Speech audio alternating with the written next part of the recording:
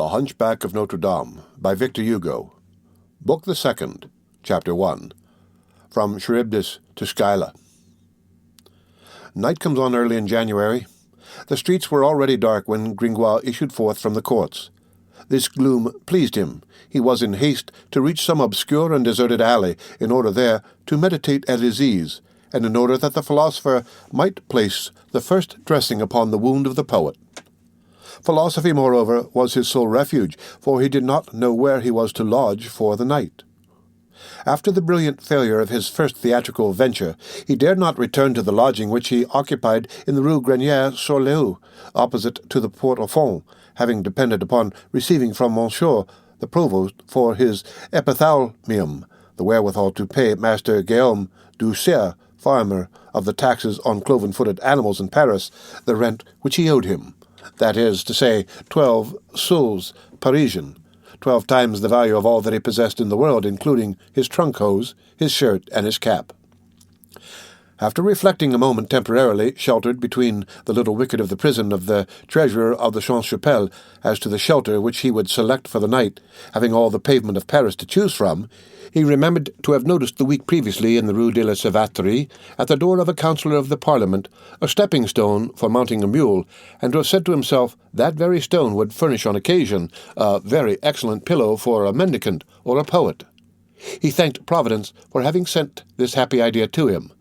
But as he was preparing to cross the place, in order to reach the tortuous labyrinth of the city where meander all those old sister streets, the Rue de la Barrelière, de la Ville-Draperie, de la Savaterie, de la Savaterie, etc., still extant today with their 9-story houses, he saw the procession of the Pope of the Fools, which was also emerging from the courthouse and rushing across the courtyard with great cries, a great flashing of torches, and the music which belonged to him, Gringoire.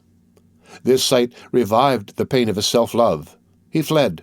In the bitterness of his dramatic misadventure, everything which reminded him of the festival of that day irritated his wound and made it bleed. He was on the point of turning to the Pont Saint-Michel. Children were running about here and there with fire-lances and rockets. "Peste on firework candles," said Gringoire, and he fell back on the Pont au Change. To the house at the head of the bridge there had been affixed 3 small banners representing the king, the Dauphin, and Marguerite of Flanders, and 6 little pennons on which were portrayed the Duke of Austria, the Cardinal de Bourbon, Monsieur de Beaujeu, and Madame Jeanne de France, and Monsieur the Bastard of Bourbon, and I know not whom else, all being illuminated with torches. The rabble were admiring. "Happy painter Jehan Faubourg," said Gringoire with a deep sigh, and he turned his back upon the bannerets and pennons. A street opened before him. He thought it so dark and deserted that he hoped to there escape from all the rumours as well as from all the gleams of the festival. At the end of a few moments his foot came in contact with an obstacle. He stumbled and fell. It was the May truss which the clerks of the Clerks' Law Court had deposited that morning at the door of a president of the Parliament in honour of the solemnity of the day. Gringoire bore this new disaster heroically. He picked himself up and reached the water's edge. After leaving behind him the civic tournelle and the criminal tower, and skirted the great walls of the King's Garden on that unpaved strand where the mud reached to his ankles, he reached the western point of the city, and considered for some time the islet of the Passeau aux Vents, which has disappeared beneath the bronze horse of the Pont Neuf. The islet appeared to him in the shadow like a black mass, beyond the narrow strip of whitish water which separated him from it. One could divine by the ray of a tiny light the sort of hut in the form of a beehive where the ferrymen of cows took refuge at night. "Happy ferryman," thought Gringoire, "you do not dream of glory, and you do not make marriage songs. What matters it to you if kings and duchesses of Burgundy marry? You know no other daisies than those which your April greensward gives your cows to browse upon, while I, a poet, am hooted and shiver, and 12 sous, and the soles of my shoes are so transparent that they might serve as glasses for your lantern. Thanks, ferryman. Your cabin rests my eyes and makes me forget Paris." He was roused from his almost lyric ecstasy by a big double Saint-Jean cracker which suddenly went off from the happy cabin. It was the cow ferryman who was taking his part in the rejoicings of the day and letting off fireworks. This cracker made Gringoire's skin bristle up all over. "Accursed festival!" he exclaimed. "Wilt thou pursue me everywhere? Oh, good God, even to the ferryman's!" Then he looked at the Seine at his feet, and a horrible temptation took possession of him. "Oh," said he, "I would gladly drown myself with a water not so cold." Then a desperate resolution occurred to him. It was, since he could not escape from the Pope of the Fools, from Jehan Faubourg's bannerets, from May trusses, from squibs and crackers, to go to the Place de Grève. "At least," he said to himself, "I shall there have a firebrand of joy wherewith to warm myself, and I can sup on some crumbs of the 3 great armorial bearings of royal sugar which have been erected on the public refreshment stall of the city." The end of Book the Second, Chapter 1 of The Hunchback of Notre Dame. Read by Rick Kishner, for Lit to Go on the web at fcit.usf.edu.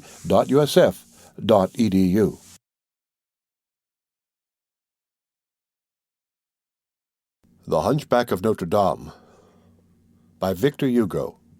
Book the Second, Chapter 2. The Place de Grève. There remains today but a very imperceptible vestige of the Place de Grève, such as it existed then. It consists in the charming little turret which occupies the angle north of the place, and which, already enshrouded in the ignoble plaster which fills with paste the delicate lines of its sculpture, would soon have disappeared, perhaps submerged by that flood of new houses which so rapidly devours all the ancient facades of Paris. The persons who, like ourselves, never cross the Place de Grève without casting a glance of pity and sympathy on that poor turret strangled between 2 hovels of the time of Louis XV, can easily reconstruct in their minds the aggregate of edifices to which it belonged, and find again entire in it the ancient Gothic place of the 15th century. It was then, as it is today, an irregular trapezoid, bordered on one side by the quay, and on the other 3 by a series of lofty, narrow, and gloomy houses. By day one could admire the variety of its edifices, all sculptured in stone or wood, and already presenting complete specimens of the different domestic architectures of the Middle Ages, running back from the 15th to the 11th century, from the casement which had begun to dethrone the arch, to the Roman semicircle which had been supplanted by the ogive, and which still occupies below it the first story of that ancient house de la Tour Roland, at the corner of the place upon the Seine, on the side of the street with the tannery. At night one could distinguish nothing of all that mass of buildings except the black indentation of the roofs, unrolling their chain of acute angles round the place, for one of the radical differences between the cities of that time and the cities of the present day lay in the facades which looked upon the places and streets, and which were then gables. For the last 2 centuries the houses have been turned round. In the center of the eastern side of the place rose a heavy and hybrid construction formed of 3 buildings placed in juxtaposition. It was called by 3 names which explain its history, its destination, and its architecture. The House of the Dauphin, because Charles V, when Dauphin, had inhabited it; the Marchandise, because it had served as town hall; and the Pillared House, Domus ad Piloria, because of a series of large pillars which sustained the 3 stories. The city found there all that is required for a city like Paris: a chapel in which to pray to God, a plaidoyer, or pleading room, in which to hold hearings, and to repel, at need, the king's people, and under the roof an arsenac full of artillery. For the bourgeois of Paris were aware that it is not sufficient to pray in every conjuncture, and to plead for the franchises of the city, and they had always in reserve, in the garret of the town hall, a few good rusty arquebuses. The Grève had then that sinister aspect which it preserves today, from the execrable ideas which it awakens, and from the sombre town hall of Dominique Bocador, which has replaced the pillared house. It must be admitted that a permanent gibbet and a pillory, a justice and a ladder as they were called in that day, erected side by side in the center of the pavement, contributed not a little to cause eyes to be turned away from that fatal place, where so many beings full of life and health have agonized, where 50 years later that fever of Saint Valliere was destined to have its birth. That terror of the scaffold, the most monstrous of all maladies, because it comes not from God, but from man.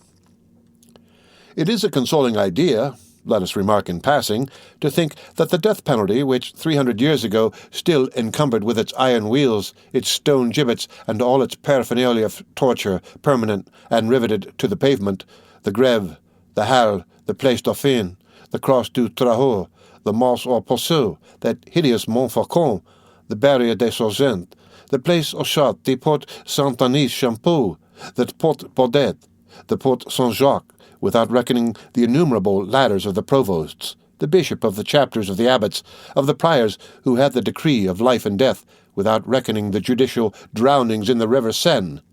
It is consoling today, after having lost successively all the pieces of its armor, its luxury of torment, its penalty of imagination and fancy, its torture for which it reconstructed every 5 years a leather bed at the Grand Châtelet, that ancient suzerain of feudal society, almost expunged from our laws and our cities, hunted from code to code, chased from place to place, has no longer in our immense Paris any more than a dishonored corner of the Grève, than a miserable guillotine, furtive, uneasy, shameful, which seems always afraid of being caught in the act, so quickly does it disappear after having dealt its blow.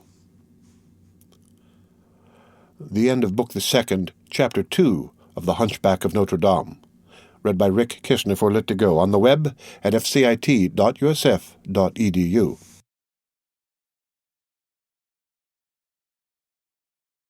The Hunchback of Notre Dame by Victor Hugo. Book the Second, Chapter 3, Kisses for Blows. When Pierre Gringoire arrived on the Place de Grève, he was paralyzed. He had directed his course across the Pont aux Meuniers in order to avoid the rabble on the Pont au Change and the pennons of Jehan-Faubourg. But the wheels of all the bishop's mills had splashed him as he passed, and his doublet was drenched. It seemed to him, besides, that the failure of his piece had rendered him still more sensible to cold than usual. Hence he made haste to draw near the bonfire, which was burning magnificently in the middle of the place. But a considerable crowd formed a circle around it. "Accursed Parisians," he said to himself, for Gringoire, like a true dramatic poet, was subject to monologues. "There they are, obstructing my fire. Nevertheless, I am greatly in need of a chimney corner. My shoes drink in the water, and all those cursed mills wept upon me. That devil of a bishop of Paris with his mills, I'd just like to know what use a bishop can make of a mill. Does he expect to become a miller instead of a bishop? If only my malediction is needed for that, I bestow it upon him, and his cathedral and his mills. Just see if those boobies will put themselves out. Move aside. I'd like to know what they are doing there. They are warming themselves. Much pleasure may it give them. They are watching 100 faggots burn. A fine spectacle." On looking more closely, he perceived that the circle was much larger than was required simply for the purpose of getting warm at the king's fire, and that this concourse of people had not been attracted solely by the beauty of the 100 faggots which were burning. In a vast space left free between the crowd and the fire, a young girl was dancing. Whether this young girl was a human being, a fairy, or an angel is what Gringoire, skeptical philosopher and ironical poet that he was, could not decide at the first moment, so fascinated was he by this dazzling vision. She was not tall, though she seemed so boldly did her slender form dart about. She was swarthy of complexion, but one divined that, by day, her skin must possess that beautiful golden tone of the Andalusians and the Roman women. Her little foot, too, was Andalusian, for it was both pinched and at ease in its graceful shoe. She danced, she turned, she whirled rapidly about on an old Persian rug spread negligently under her feet, and each time that her radiant face passed before you as she whirled, her great black eyes darted a flash of lightning at you. All around her all glances were riveted, all mouths open, and in fact, when she danced thus to the humming of the Basque tambourine, which her two pure, rounded arms raised above her head, slender, frail, and vivacious as a wasp, with her corsage of gold without a fold, her variegated gown puffing out her bare shoulders, her delicate limbs, which her petticoat revealed at times, her black hair, her eyes of flame, she was a supernatural creature. "In truth," said Gringoire to himself, "she is a salamander. She is a nymph, she is a goddess, she is a bacchante of the Menelaean Mount." At that moment, one of the salamander's braids of hair became unfastened, and a piece of yellow copper which was attached to it rolled to the ground. "Ho!" said he, "she is a gypsy." All illusions had disappeared. She began her dance once more. She took from the ground 2 swords, whose points she rested against her brow, and which she made to turn in one direction while she turned in the other. It was a purely gypsy effect. But, disenchanted though Gringoire was, the whole effect of this picture was not without its charm and its magic. The bonfire illuminated, with a red flaring light, which trembled all alive over the circle of faces in the crowd, on the brow of the young girl and at the background of the place, cast a pallid reflection, on one side upon the ancient, black and wrinkled facade of the House of Pillars, on the other upon the old stone gibbet. Among the thousands of visages which that light tinged with scarlet, there was one which seemed, even more than all the others, absorbed in contemplation of the dancer. It was the face of a man, austere, calm, and sombre. This man, whose costume was concealed by the crowd which surrounded him, did not appear to be more than 35 years of age.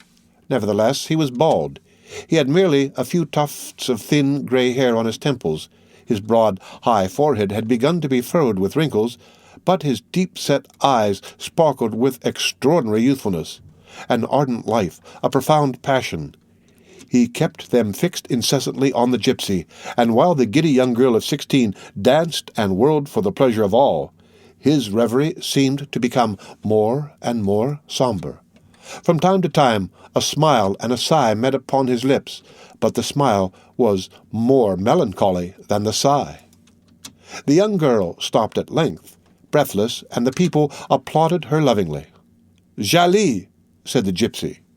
Then Gringoire saw come up to her a pretty little white goat, alert, wide awake, glossy, with gilded horns, gilded hooves, and gilded collar, which he had not hitherto perceived, and which had remained lying curled up in one corner of the carpet, watching his mistress dance. "Jali," said the dancer, "it is your turn." And seating herself, she gracefully presented her tambourine to the goat. "Jali," she continued, "what month is this?" The goat lifted its forefoot and struck one blow upon the tambourine. It was the first month in the year, in fact. "Jali," pursued the young girl, turning her tambourine round, "what day of the month is this?" Jali raised his little gilt hoof and struck 6 blows on the tambourine. "Jali," pursued the Egyptian, with still another movement of the tambourine, "what hour of the day is it?" Jali struck 7 blows. At that moment, the clock of the pillar house rang out 7. The people were amazed. "There's sorcery at the bottom of it," said a sinister voice in the crowd. It was that of the bald man, who never removed his eyes from the gypsy. She shuddered and turned round, but applause broke forth and drowned the morose explanation. It even effaced it so completely from her mind that she continued to question her goat. "Jali, what does Master Guillaume Doulx, captain of the pistoliers of the town, do at the procession of Candlemas?" Jali reared himself on his hind legs and began to bleat, marching along with so much dainty gravity that the entire circle of spectators burst into a laugh at this parody of the interested devoutness of the captain of the pistoliers.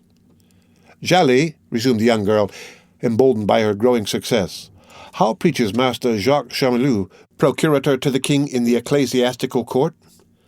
The goat seated himself on his hind quarters and began to bleat, waving his forefeet in so strange a manner that, with the exception of the bad French and worse Latin, Jacques Chamelou was there complete, gesture, accent, and attitude, and the crowd applauded louder than ever. "Sacrilege! Profanation!" resumed the voice of the bald man. The gypsy turned round once more. "Ah," said she, "'tis that villainous man." Then, thrusting her under lip out beyond the upper, she made a little pout, which appeared to be familiar to her, executed a pirouette on her heel, and set about collecting in her tambourine the gifts of the multitude. Big blancs, little blancs, tages, and eagle liards showered into it. A blanc is an old French coin. 6 blancs were worth 2 sous and a half. A tage is an ancient coin of Burgundy, a farthing. All at once she passed in front of Gringoire. Gringoire put his hand so recklessly into his pocket that she halted. "The devil," said the poet, finding at the bottom of his pocket the reality, that is to say, a void.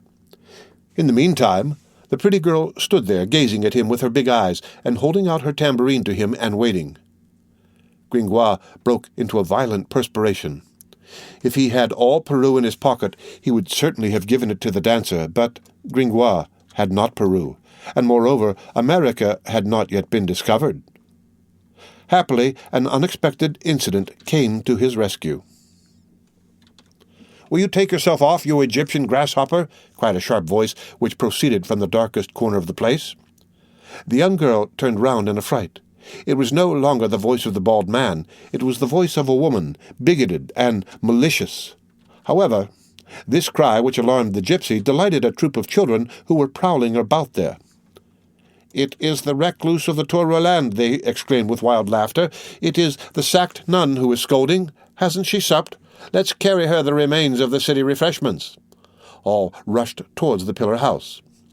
In the meanwhile, Gringoire had taken advantage of the dancer's embarrassment to disappear. The children's shouts had reminded him that he also had not supped, so he ran to the public buffet. But the little rascals had better legs than he. When he arrived, they had stripped the table. There remained not so much as a miserable camisson, at 5 sous the pound.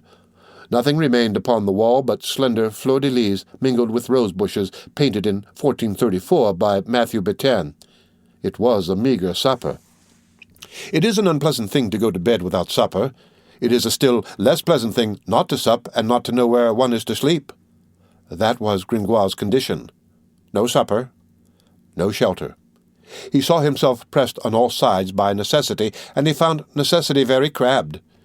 He had long ago discovered the truth, that Jupiter created men during a fit of misanthropy, and that during a wise man's whole life his destiny holds his philosophy in a state of siege. As for himself, he had never seen the blockade so complete. He heard his stomach sounding a parley, and he considered it very much out of place that evil destiny should capture his philosophy by famine. This melancholy reverie was absorbing him more and more when a song, quaint but full of sweetness, suddenly tore him from it. It was the young gypsy who was singing. Her voice was like her dancing, like her beauty. It was indefinable and charming, something pure and sonorous, aerial, winged, so to speak. There were continual outbursts, melodies, unexpected cadences, then simple phrases strewn with aerial and hissing notes, then floods of scales which would have put a nightingale to rout, but in which harmony was always present. Then soft modulations of octaves which rose and fell like the bosom of the young singer. Her beautiful face followed with singular mobility all the caprices of her song, from the wildest inspiration to the chastest dignity. One would have pronounced her now a mad creature, now a queen. The words which she sang were in a tongue unknown to Gringoire, and which seemed to him to be unknown to herself, so little did the relation of the expression which she imparted to her song bear to the sense of the words. Thus, these 4 lines in her mouth were madly gay. Un cofre de grande casa haleron dentro un pilar, dentro del nuevas banderas con figuras de espantra, which translated means, a coffer of great richness in a pillar's heart they found. Within it lay new banners with figures to astound. And an instant afterwards at the accents which she imparted to this stanza. Alarabes de caballo sin podes manier, con espadas y los coslos ballestas d'un buen enchar. Gringoire felt the tears start to his eyes. Nevertheless, her song breathed joy most of all, and she seemed to sing like a bird from serenity and heedlessness. The gypsy song had disturbed Gringoire's reverie as the swan disturbs the water. He listened in a sort of rapture and forgetfulness of everything. It was the first moment in the course of many hours when he did not feel that he suffered. The same woman's voice which had interrupted the gypsy's dance interrupted her song. "Will you hold your tongue, you cricket of hell?" it cried, still from the same obscure corner of the place. The poor cricket stopped short. Gringoire covered up his ears. "Oh," he exclaimed, "accursed saw with missing teeth which comes to break the lyre." Meanwhile, the other spectators murmured like himself. "To the devil with the sacked nun," said some of them, and the old invisible killjoy might have had occasion to repent of her aggressions against the gypsy had their attention not been diverted at this moment by the procession of the Pope of the Fools, which, after having traversed many streets and squares, debouched on the Place de Grève, with all its torches and all its uproar. This procession, which our readers have seen set out from the Palais de Justice, had organized on the way, and had been recruited by all the knaves, idle thieves, and unemployed vagabonds in Paris, so that it presented a very respectable aspect when it arrived at the Grève. First came Egypt, The Duke of Egypt headed it on horseback, with his counts on foot holding his bridle and stirrups for him. Behind them, the male and female Egyptians pell-mell, with their little children crying on their shoulders, all, duke, counts, and populace in rags and tatters. Then came the kingdom of Argot, that is to say, all the thieves of France arranged according to the order of their dignity, the minor people walking first, thus defiled by fours with the diverse insignia of their grades in that strange faculty, most of them lame, some cripples, others one-armed, shop clerks, pilgrim, Hubans, boot-blacks, thimble-riggers, street Arabs, beggars, the blear-eyed beggars, thieves, the weakly, vagabonds, merchants, sham soldiers, goldsmiths, past masters of pickpockets, isolated thieves. A catalogue that would weary Homer. In the centre of the conclave of the masked masters of pickpockets, one had some difficulty in distinguishing the king of Argot, the grand coes, so called, crouching in a little cart drawn by two big dogs. After the kingdom of the Argotiers came the Empire of Galilee. Guillaume Rousseau, Emperor of the Empire of Galilee, marched majestically in his robe of purple, spotted with wine, preceded by buffoons wrestling and executing military dances, surrounded by his mace-bearers, his pickpockets and clerks of the Chamber of Accounts. Last of all came the corporation of law clerks, with its maypoles crowned with flowers, its black robes, its music worthy of the orgy, and its large candles of yellow wax. In the centre of this crowd, the grand officers of the Brotherhood of Fools bore on their shoulders a litter more loaded down with candles than the reliquary of Sainte Genevieve in time of pest, and on this litter shone resplendent with crozier, cope, and mitre the new Pope of the Fools, the bell-ringer of Notre Dame, Quasimodo, the Hunchback. Each section of this grotesque procession had its own music. The Egyptians made their drums and African tambourines resound. The slang men, not a very musical race, still clung to the goat's horn trumpet, and the Gothic rubebe of the 12th century. The Empire of Galilee was not much more advanced. Among its music one could hardly distinguish some miserable rebec from the infancy of the art still imprisoned in the Ré-la-mi. But it was around the Pope of the Fools that all the musical riches of the epoch were displayed in a magnificent discord. It was nothing but soprano rebecs, countertenor rebecs, and tenor rebecs, not to reckon the flutes and brass instruments. Alas, our readers will remember that this was Gringoire's orchestra. It is difficult to convey an idea of the degree of proud and blissful expansion to which the sad and hideous visage of Quasimodo had attained during the transit from the Palais de Justice to the Place de Grève. It was the first enjoyment of self-love that he had ever experienced. Down to that day he had known only humiliation, disdain for his condition, disgust for his person. Hence, deaf though he was, he enjoyed like a veritable pope the acclamations of that throng which he hated because he felt that he was hated by it. What mattered it that his people consisted of a pack of fools, cripples, thieves, and beggars? It was still a people, and he was its sovereign. And he accepted seriously all this ironical applause, all this derisive respect with which the crowd mingled, it must be admitted, a good deal of very real fear. For the hunchback was robust, for the bandy-legged fellow was agile, for the deaf man was malicious, 3 qualities which temper ridicule. We are far from believing, however, that the new Pope of the Fools understood both the sentiments which he felt and the sentiments which he inspired. The spirit which was lodged in this failure of a body had necessarily something incomplete and deaf about it. Thus, what he felt at the moment was to him absolutely vague, indistinct, and confused. Only joy made itself felt, only pride dominated. Around that sombre and unhappy face there hung a radiance. It was then not without surprise and alarm that at the very moment when Quasimodo was passing the pillar-house in that semi-intoxicated state, a man was seen to dart from the crowd and to tear from his hands, with a gesture of anger, his crozier of gilded wood, the emblem of his mock popeship. This man, this rash individual, was the man with the bald brow who, a moment earlier, standing with the gypsies' group, had chilled the poor girl with his words of menace and of hatred. He was dressed in an ecclesiastical costume. At the moment when he stood forth from the crowd, Gringoire, who had not noticed him up to that time, recognized him. "Hold!" he said, with an exclamation of astonishment. "Ah, 'tis my master in Hermes, Don Claude Frollo, the archdeacon. What the devil does he want of that old one-eyed fellow? He'll get himself devoured." A cry of terror arose in fact.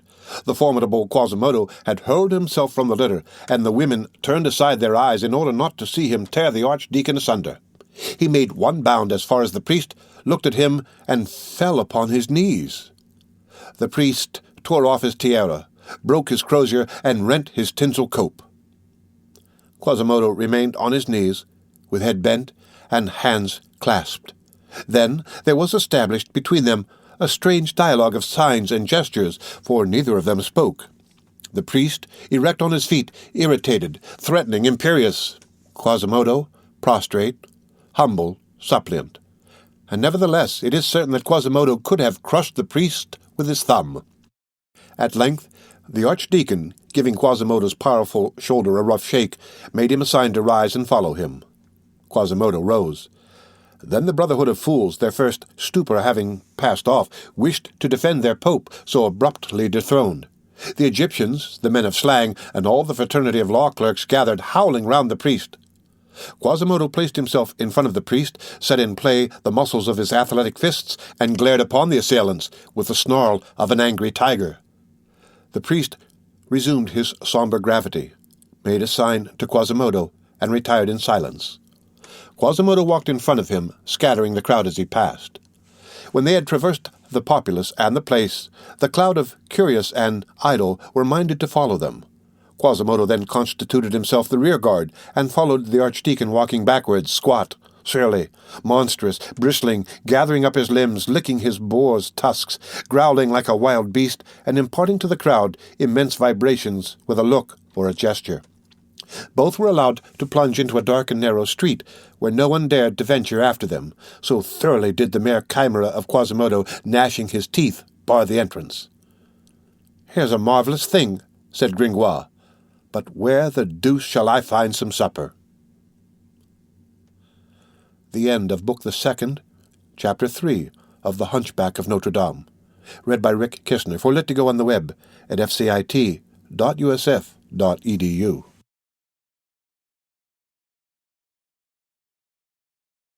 The Hunchback of Notre Dame by Victor Hugo. Book the Second, Chapter 4. The Inconveniences of Following a Pretty Woman Through the Streets in the Evening. Gringoire set out to follow the gypsy at all hazards. He had seen her, accompanied by her goat, take to the Rue de la Coutellerie. He took the Rue de la Coutellerie.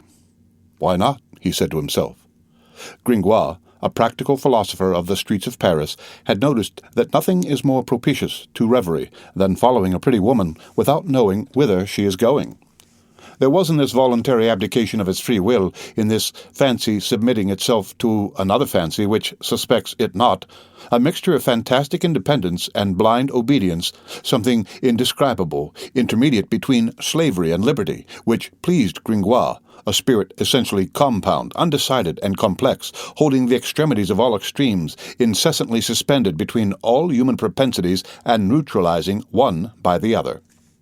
He was fond of comparing himself to Mahomet's coffin, attracted in two different directions by two lodestones, and hesitating eternally between the heights and the depths, between the vault and the pavement, between fall and ascent, between zenith and nadir. If Gringoire had lived in our day, what a fine middle course he would hold between classicism and romanticism. But he was not sufficiently primitive to live 300 years, and 'tis a pity. His absence is a void which is but too sensibly felt today. Moreover, for the purpose of thus following passers-by, and especially female passers-by in the streets, which Gringoire was fond of doing, there is no better disposition than ignorance of where one is going to sleep. So he walked along, very thoughtfully, behind the young girl, who hastened her pace and made her goat trot as she saw the bourgeois returning home, and the taverns, the only shops which had been open that day, closing. After all, he half thought to himself, she must lodge somewhere. Gypsies have kindly hearts, who knows? And in the points of suspense which he placed after this reticence in his mind, there lay I know not what flattering ideas.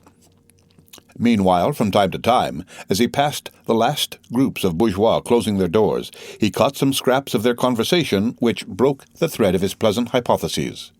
Now it was two old men accosting each other. "Do you know that it is cold, Master Thibault Furnicle?" Gringoire had been aware of this since the beginning of the winter. Yes, indeed, Master Boniface de Somme. Are we going to have a winter such as we had 3 years ago in '80, when wood cost 8 sous the measure? Bah! That's nothing, Master Thibault, compared with the winter of 1407, when it froze from St. Martin's Day until Candlemas, and so cold that the pen of the registrar of the Parliament froze every 3 words in the Grand Chamber, which interrupted the registration of justice. Further on, there were 2 female neighbours at their windows holding candles, which the fog caused to sputter. "Has your husband told you about the mishap, Mademoiselle Le Boudrac?" "No, what is it, Mademoiselle Turcante?" "The horse of M. Guy Gaudin, the notary of the Châtelet, took fright at the Flemings and their procession, and overturned Master Philippe Avrillot, lay monk of the Celestines." "Really?" "Actually. A bourgeois horse, 'tis rather too much. If it had been a cavalry horse, well and good." And the windows were closed, but Gringoire had lost the thread of his ideas, nevertheless.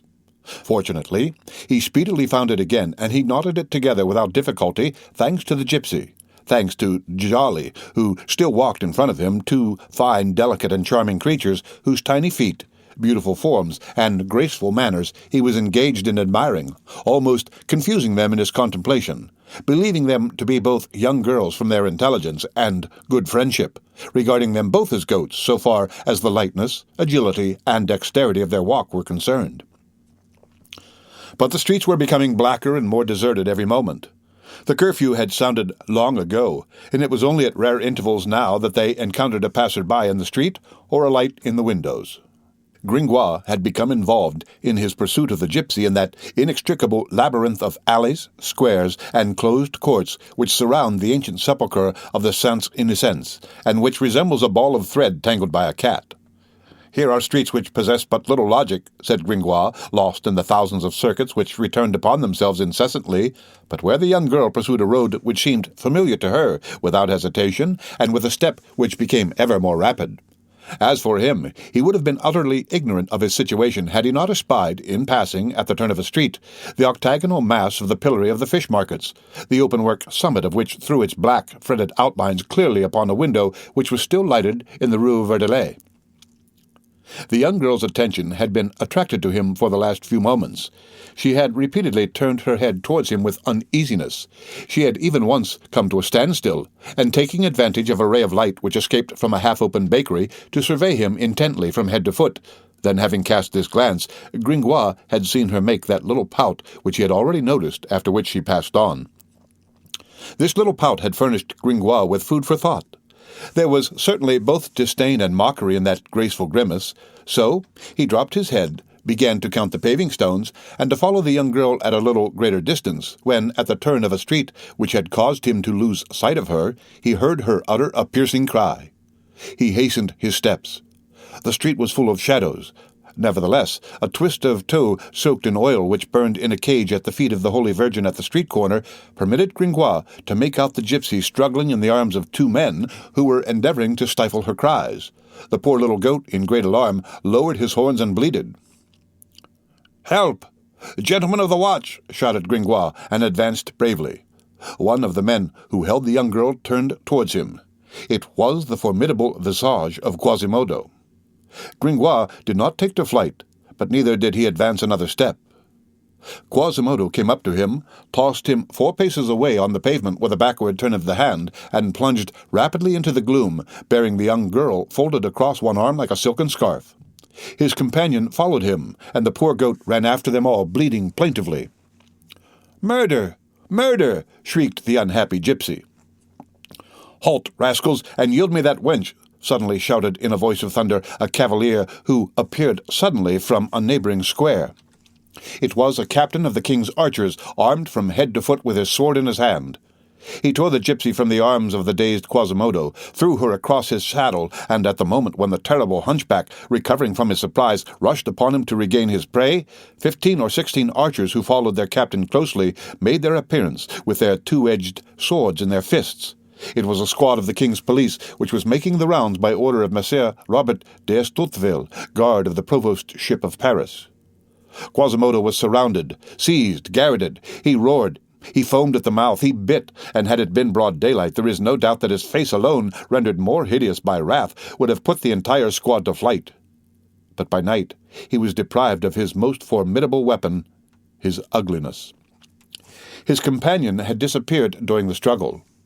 The gypsy gracefully raised herself upright upon the officer's saddle, placed both hands upon the young man's shoulders, and gazed fixedly at him for several seconds, as though enchanted with his good looks and with the aid which he had just rendered her.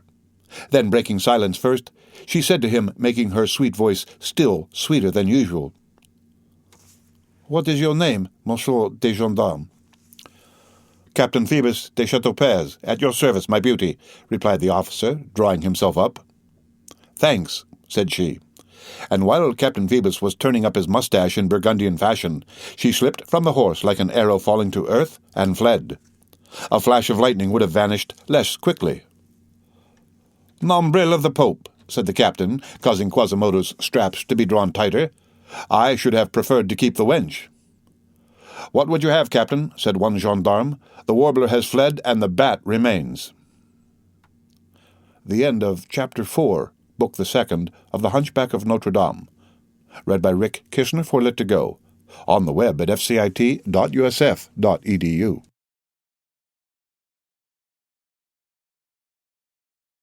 The Hunchback of Notre Dame, by Victor Hugo. Book the Second, Chapter 5, Result of the Dangers. Gringoire, thoroughly stunned by his fall, remained on the pavement in front of the Holy Virgin at the street corner. Little by little he regained his senses. At first, for several minutes, he was floating in a sort of half-somnolent reverie, which was not without its charm, in which aerial figures of the gypsy and her goat were coupled with Quasimodo's heavy fist. This state lasted but a short time. A decidedly vivid sensation of cold in the part of his body which was in contact with the pavement suddenly aroused him and caused his spirit to return to the surface. "Whence comes this chill?" he said abruptly to himself. He then perceived that he was lying half in the middle of the gutter. "That devil of a hunchbacked cyclops," he muttered between his teeth, and he tried to rise, but he was too much dazed and bruised. He was forced to remain where he was. Moreover, his hand was tolerably free. So he stopped up his nose and resigned himself. "The mud of Paris," he said to himself, for decidedly he thought that he was sure that the gutter would prove his refuge for the night, and what can one do in a refuge except dream? The mud of Paris is particularly stinking. It must contain a great deal of volatile and nitric salts. That, moreover, is the opinion of Master Nicholas Flamel and of the alchemists. The word alchemists suddenly suggested to his mind the idea of Archdeacon Claude Frollo. He recalled the violent scene which he had just witnessed in part, that the gypsy was struggling with two men, that Quasimodo had a companion, and the morose and haughty face of the archdeacon passed confusedly through his memory. That would be strange, he said to himself, and on that fact and that basis he began to construct a fantastic edifice of hypothesis, that card castle of philosophers. Then suddenly, returning once more to reality, "Come, I am freezing," he ejaculated. The place was, in fact, becoming less and less tenable. Each molecule of the gutter bore away a molecule of heat radiating from Gringoire's loins, and the equilibrium between the temperature of his body and the temperature of the brook began to be established in rough fashion. Quite a different annoyance suddenly assailed him. A group of children, those little barefooted savages who have always roamed the pavements of Paris under the eternal name of gamins, and who, when we were also children ourselves, threw stones at all of us in the afternoon when we came out of school because a swarm of these young scamps rushed towards the square where Gringoire lay, with shouts and laughter which seemed to pay but little heed to the sleep of the neighbours. They were dragging after them some sort of hideous sack, and the noise of their wooden shoes alone would have roused the dead. Gringoire, who was not quite dead yet, half raised himself. "Ohé, Henriken Dantes! Ohé! Jehan Pinchibord!" they shouted in deafening tones. "Old Eustache Moubon, the merchant at the corner, has just died. We've got his straw pallet. We're going to have a bonfire out of it. It's the turn of the Flemish today." And behold, they flung the pallet directly upon Gringoire, beside whom they had arrived without espying him. At the same time, one of them took a handful of straw and set off to light it at the wick of the good Virgin. "'Sdeath!' growled Gringoire. "Am I going to be too warm now?" It was a critical moment. He was caught between fire and water. He made a superhuman effort, the effort of a counterfeiter of money who is on the point of being boiled and who seeks to escape. He rose to his feet, flung aside the straw pallet upon the street urchins, and fled. "Holy Virgin!" shrieked the children. "'Tis the merchant's ghost!" And they fled in their turn. The straw mattress remained master of the field. Belforet, Father Lejeune, and Corozet affirmed that it was picked up on the morrow with great pomp by the clergy of the quarter, and borne to the treasury of the church of Saint Opportune, where the sacristan, even as late as 1789, earned a tolerably handsome revenue out of the great miracle of the statue of the Virgin at the corner of the Rue Marconcel, which had by its mere presence on the memorable night between the 6th and 7th of January 1482 exorcised the defunct Eustache Maubon, who, in order to play a trick on the devil, had at his death maliciously concealed his soul in his straw pallet. The end of Chapter 5, Book the Second, of The Hunchback of Notre Dame. Read by Rick Kishner for Lit2Go on the web at fcit.usf.edu.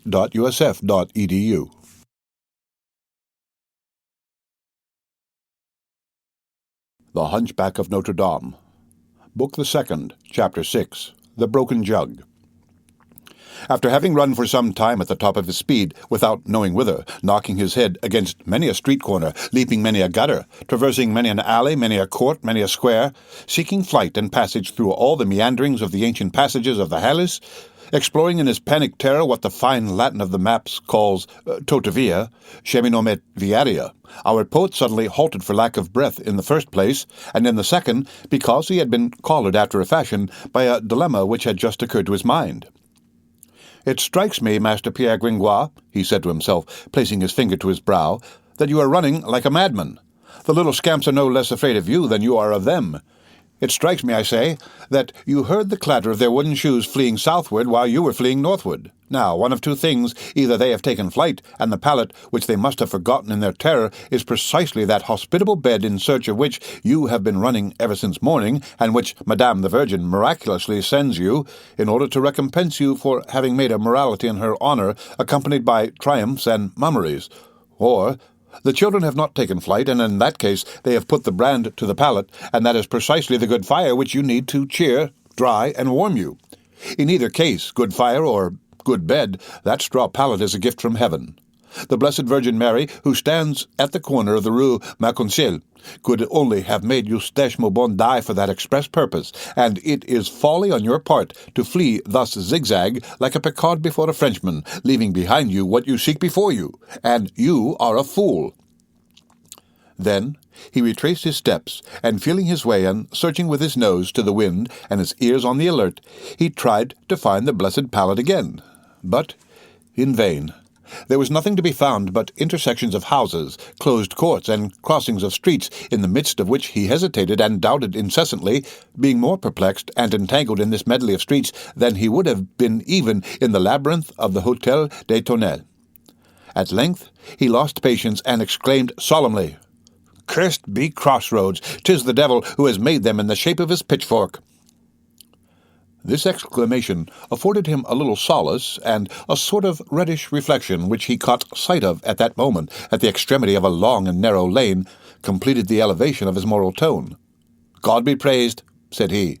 "There it is yonder. There is my pallet burning." And comparing himself to the pilot who suffers shipwreck by night, "Salve," he added piously, "salve Maristelle." Did he address this fragment of litany to the Holy Virgin, or to the pallet? We are utterly unable to say. He had taken but a few steps in the long street, which sloped downwards, was unpaved, and more muddy and steep, when he noticed a very singular thing. It was not deserted. Here and there along its extent crawled certain vague and formless masses, all directing their course towards the light which flickered at the end of the street, like those heavy insects which drag along by night from blade to blade of grass towards the shepherd's fire. Nothing renders one so adventurous as not being able to feel the place where one's pocket is situated. Gringoire continued to advance, and had soon joined that one of the forms which dragged along most indolently behind the others. On drawing near, he perceived that it was nothing else than a wretched, legless cripple in a bowl, who was hopping along on his two hands like a wounded field spider which has but two legs left. At the moment when he passed close to this species of spider with a human countenance, it raised towards him a lamentable voice. La bonne monsieur, signor, la bonne monsieur, which means alms. Deuce take you, said Gringoire, and me with you, if I know what you mean. And he passed on. He overtook another one of these itinerant masses and examined it. It was an impotent man, both halt and crippled, and halt and crippled to such a degree that the complicated system of crutches and wooden legs which sustained him gave him the air of a mason's scaffolding on the march. Gringoire, who liked noble and classical comparisons, compared him in thought to the living tripod of Vulcan. This living tripod saluted him as he passed, but stopping his hat on a level with Gringoire's chin like a shaving dish, while he shouted in the latter's ears, "Señor, caballero para comprare un pedazo de pan," which means, "Give me the means to buy a bit of bread, sir." "It appears," said Gringoire, "that this one can also talk, but 'tis a rude language, and he is more fortunate than I if he understands it." Then, smiting his brow in a sudden transition of ideas, "By the way, what the deuce did they mean this morning with their Esmeralda?" He was minded to augment his pace, but for the third time something barred his way. This something, or rather someone, was a blind man, a little fellow with a bearded Jewish face, who, rowing away in the space about him with a stick and towed by a large dog, droned through his nose with a Hungarian accent. "Facitote caritatem." "Well now," said Gringoire, "here's one at last who speaks a Christian tongue. I must have a very charitable aspect, since they ask alms of me in the present lean condition of my purse. My friend," and he turned towards the blind man, "I sold my last shirt last week. That is to say, since you understand only the language of Cicero, vendidi hebdomade nuper transita miam ultimam chemisan." That said, he turned his back upon the blind man and pursued his way. But the blind man began to increase his stride at the same time, and behold, the cripple and the legless man in his bowl came up on their side in great haste, and with great clamour of bowl and crutches upon the pavement. Then all three, jostling each other at poor Gringoire's heels, began to sing their song to him. "Caritatem," chanted the blind man. "La buena mancia," chanted the cripple in the bowl, and the lame man took up the musical phrase by repeating, "Un pedazo de pan." Gringoire stopped up his ears. "Oh, Tower of Babel!" he exclaimed. He set out to run. The blind man ran, the lame man ran, the cripple in the bowl ran. And then, in proportion as he plunged deeper into the street, cripples in bowls, blind men and lame men swarmed about him, and men with one arm and with one eye, and the leprous with their sores, some emerging from little streets adjacent, some from the air-holes of cellars, howling, bellowing, yelping, all limping and halting, all flinging themselves towards the light, and humped up in the mire like snails after a shower. Gringoire, still followed by his three persecutors, and not knowing very well what was to become of him, marched along in terror among them, turning out for the lame, stepping over the cripples in bowls, with his feet embedded in that ant-hill of lame men, like the English captain who got caught in the quicksand of a swarm of crabs. The idea occurred to him of making an effort to retrace his steps, but it was too late. This whole legion had closed in behind him, and his three beggars held him fast. So he proceeded, impelled both by this irresistible flood, by fear, and by a vertigo which converted all this into a sort of horrible dream. At last he reached the end of the street. It opened upon an immense place where 1,000 scattered lights flickered in the confused mists of night. Gringoire flew thither, hoping to escape by the swiftness of his legs from the three infirm spectres who had clutched him. "On vas, hombre?" "Where are you going, my man?" cried the cripple, flinging away his crutches and running after him with the best legs that ever traced a geometrical step upon the pavements of Paris. In the meantime, the legless man, erect upon his feet, crowned Gringoire with his heavy iron bowl, and the blind man glared in his face with flaming eyes. "Where am I?" said the terrified poet. "In the Court of Miracles," replied a fourth spectre who had accosted them. "Upon my soul," resumed Gringoire, "I certainly do behold the blind who see, and the lame who walk, but where is the Saviour?" They replied by a burst of sinister laughter. The poor poet cast his eyes about him.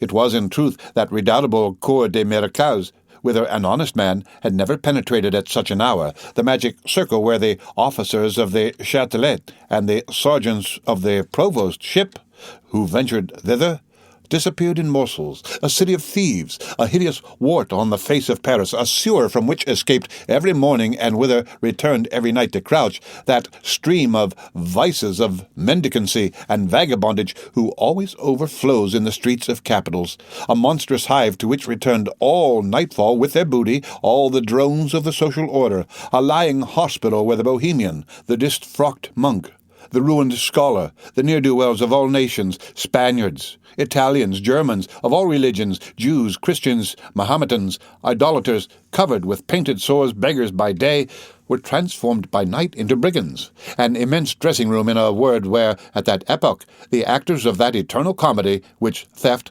prostitution, and murder play upon the pavements of Paris, dressed and undressed. It was a vast place, irregular and badly paved, like all the squares of Paris at that date.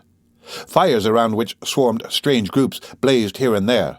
Everyone was going, coming, and shouting. Shrill laughter was to be heard, the wailing of children, the voices of women.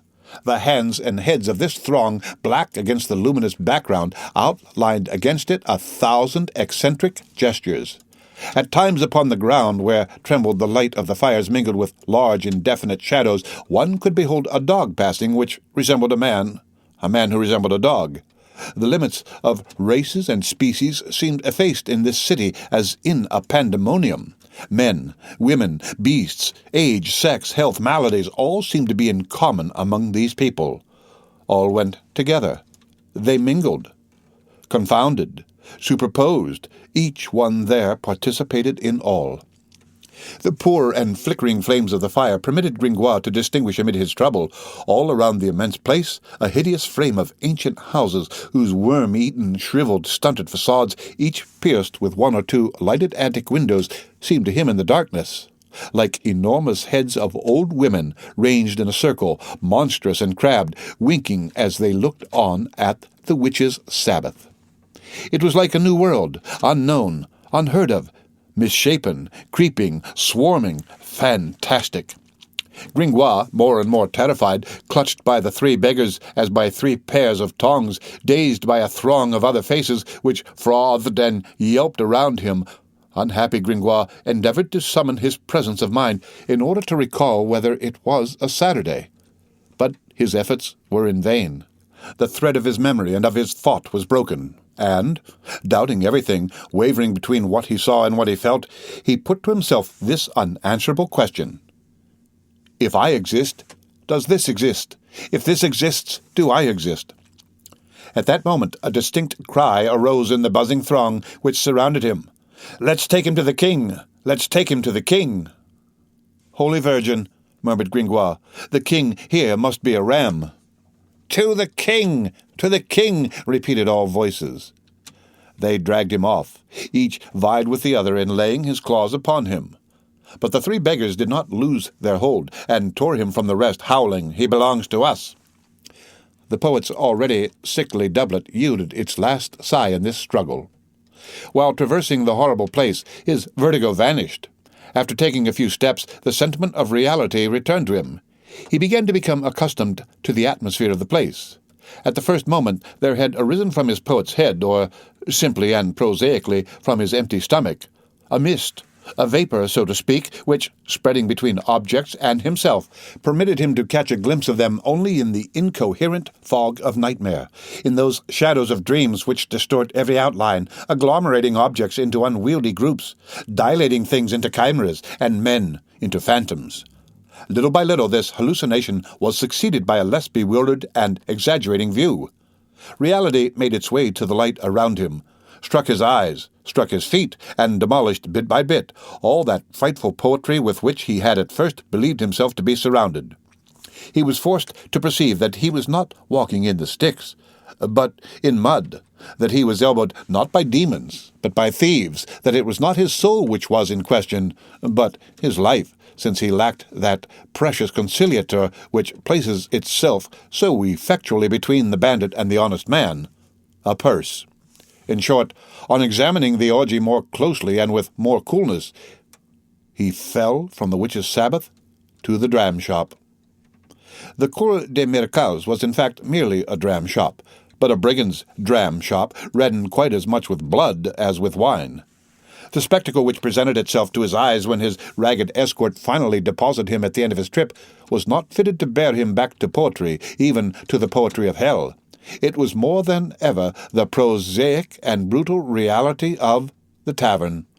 Were we not in the 15th century, we would say that Gringoire had descended from Michelangelo to Callot.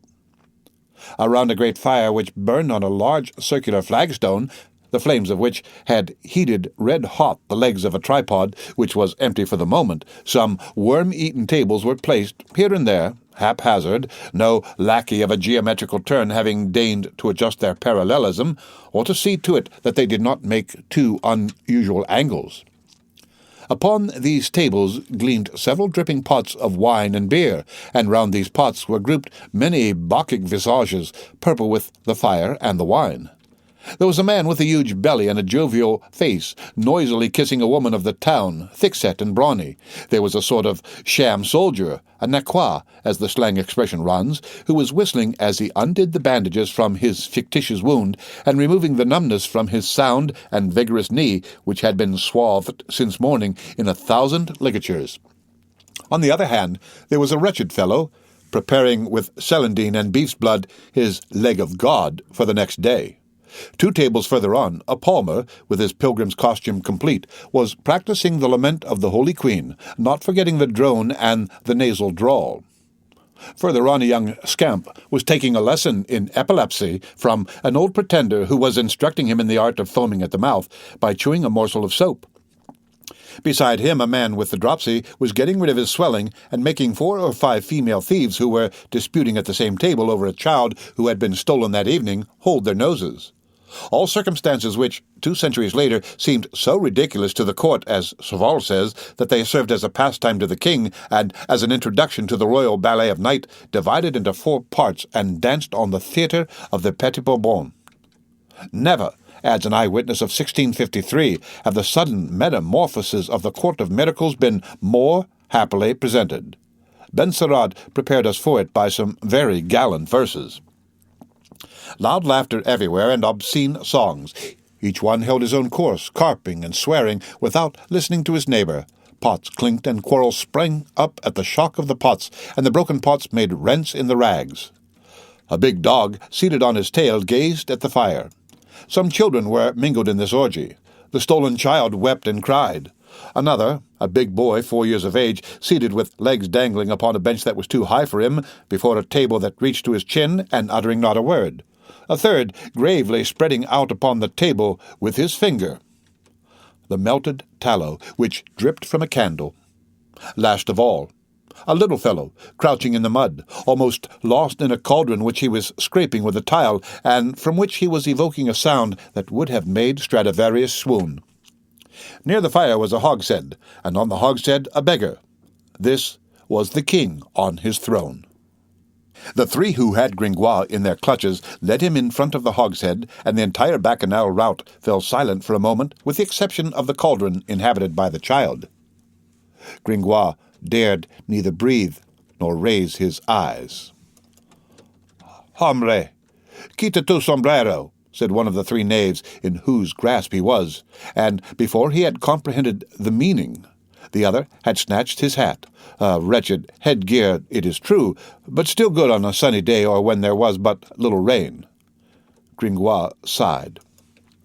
Meanwhile, the king addressed him from the summit of his cask. "Who is this rogue?" Gringoire shuddered. That voice, although accentuated by menace, recalled to him another voice which, that very morning, had dealt the death-blow to his mystery by drawling nasally in the midst of the audience. "Charity, please." He raised his head. It was indeed Clopin Trollfou. Clopin Trollfou, arrayed in his royal insignia, wore neither one rag more nor one rag less. The sore upon his arm had already disappeared. He held in his hand one of those whips made of thongs of white leather, which police sergeants then used to repress the crowd, and which were called bouliers. On his head he wore a sort of headgear bound round and closed at the top, but it was difficult to make out whether it was a child's cap or a king's crown. The two things bore so strong a resemblance to each other. Meanwhile, Gringoire, without knowing why, had regained some hope on recognizing in the king of the Cour des Miracles his accursed mendicant of the Grand Hall. "Master," stammered he, "Monseigneur, sire, how ought I to address you?" he said at length, having reached the culminating point of his crescendo, and knowing neither how to mount higher nor to descend again. "Monseigneur, his Majesty, or comrade, call me what you please, but make haste. What have you to say in your own defence?" "In your own defence?" thought Gringoire. "That displeases me." He resumed, stuttering, "I am he who this morning—" "By the devil's claws," interrupted Clopen. "Your name, knave, and nothing more. Listen, you are in the presence of 3 powerful sovereigns. Myself, Clopen Truffaut, King of Thunes, successor to the Grand Chesre, supreme suzerain of the realm of Argot. Matthias Hunyadi Spicali, Duke of Egypt and of Bohemia, the old yellow fellow whom you see yonder, with a dish-clout round his head. Guillaume Rousseau, Emperor of Galilee, that fat fellow who is not listening to us, but caressing a wench. We are your judges. You have entered the kingdom of Argot without being an Argotier. You have violated the privileges of our city. You must be punished, unless you are a capon, a franc-mitou, or a rethod, that is to say, in the slang of honest folks, a thief, a beggar, or a vagabond. Are you anything of that sort? Justify yourself. Announce your titles." "Alas," said Gringoire, "I have not that honour. I am the author—" "That is sufficient," resumed Truffaut, without permitting him to finish. "You are going to be hanged. 'Tis a very simple matter, gentlemen and honest bourgeois. As you treat our people in your abode, so we treat you in ours. The law which you apply to vagabonds apply to you. 'Tis your fault if it is harsh. One really must behold the grimace of an honest man above the hempen collar now and then. That renders the thing honourable. Come, friend, divide your rags gaily among these damsels. I am going to have you hanged to amuse the vagabonds, and you are going to give them your purse to drink your health. If you have any mummery to go through with, there's a very good God the Father in that mortar yonder, in stone, which we stole from the Saint-Pierre-au-Boeuf. You have 4 minutes in which to fling your soul at his head." The harangue was formidable. "Well said, upon my soul.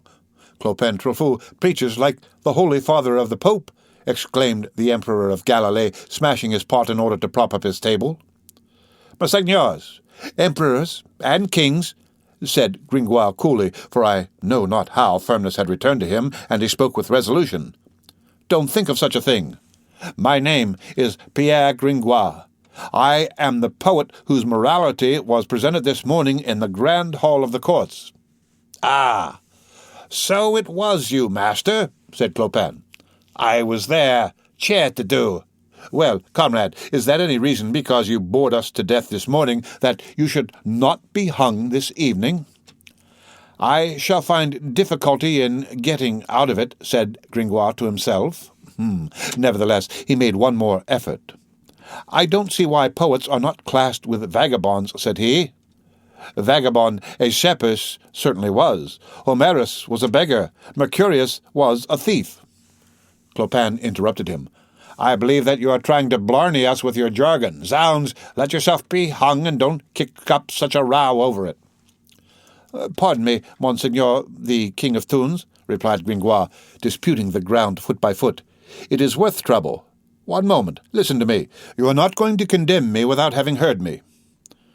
His unlucky voice was, in fact, drowned in the uproar which rose around him.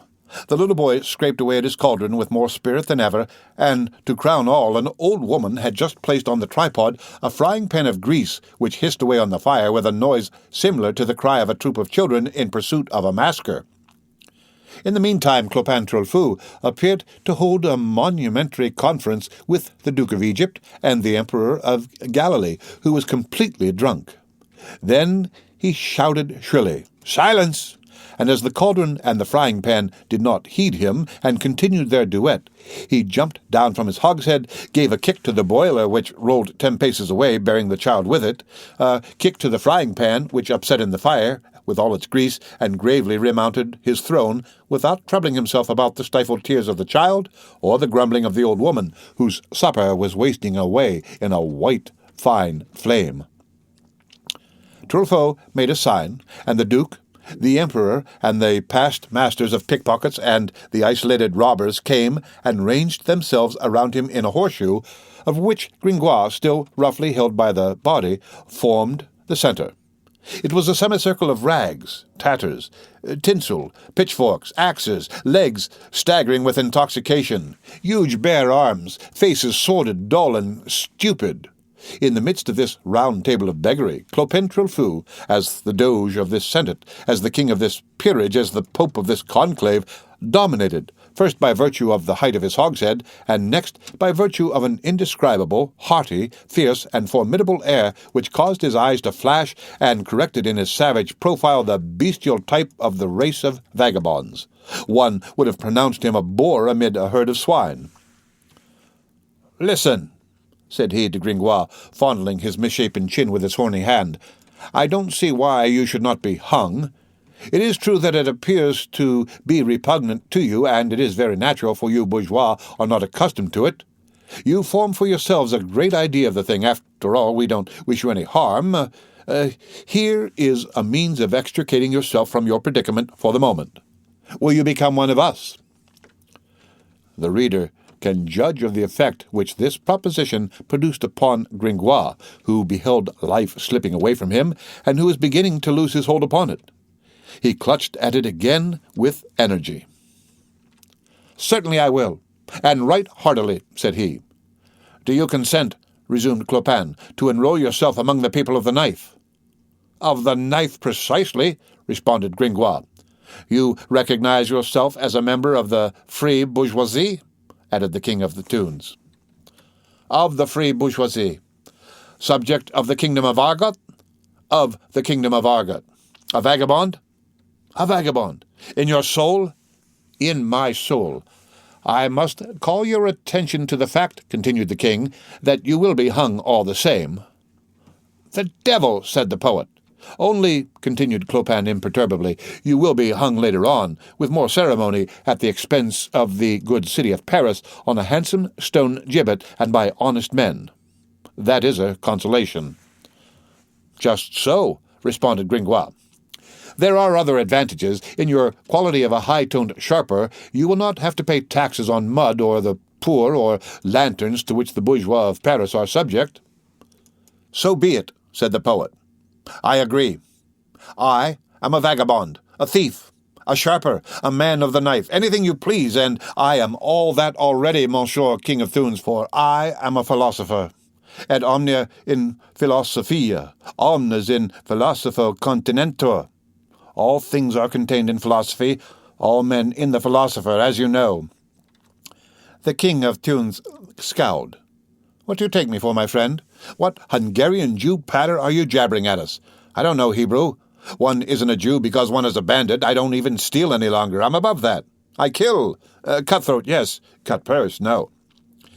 Gringoire tried to slip in some excuse between these curt words, which wrath rendered more and more jerky. "I ask your pardon, monseigneur.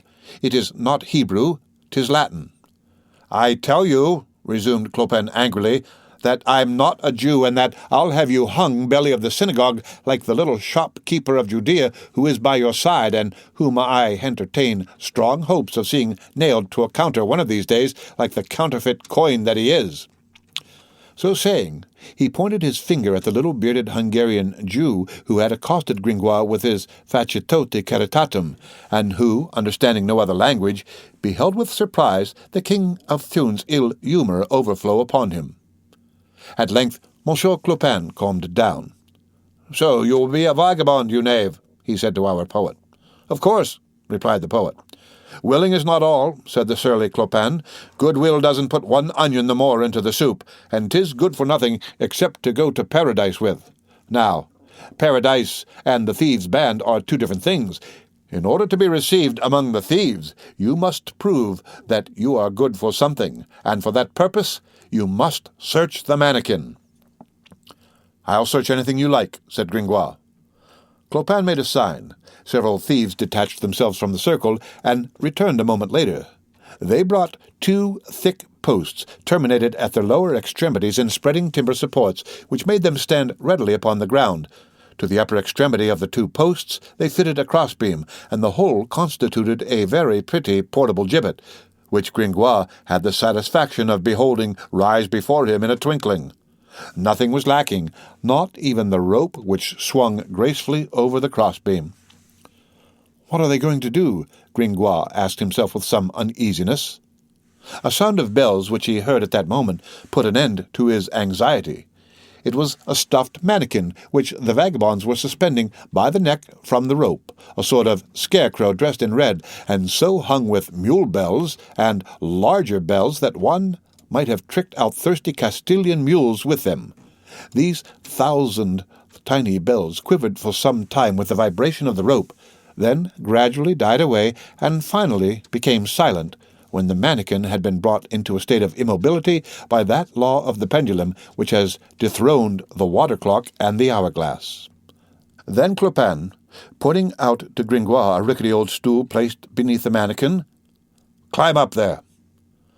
"Death of the devil," objected Gringoire. "I shall break my neck. Your stool limps like one of Martial's distiches. It has 1 hexameter leg and 1 pentameter leg."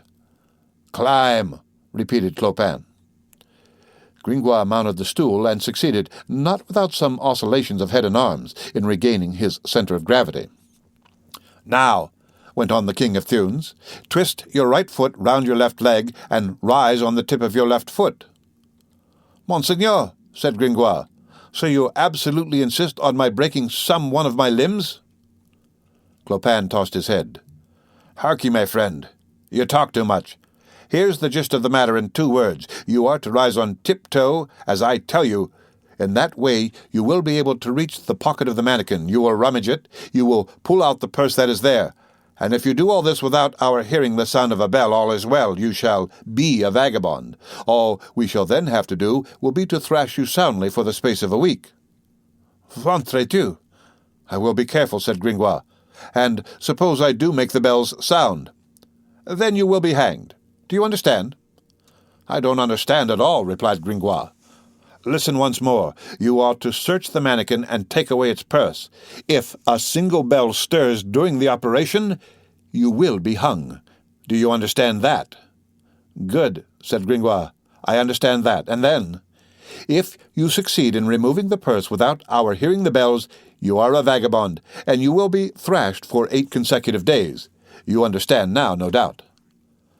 "No, monseigneur.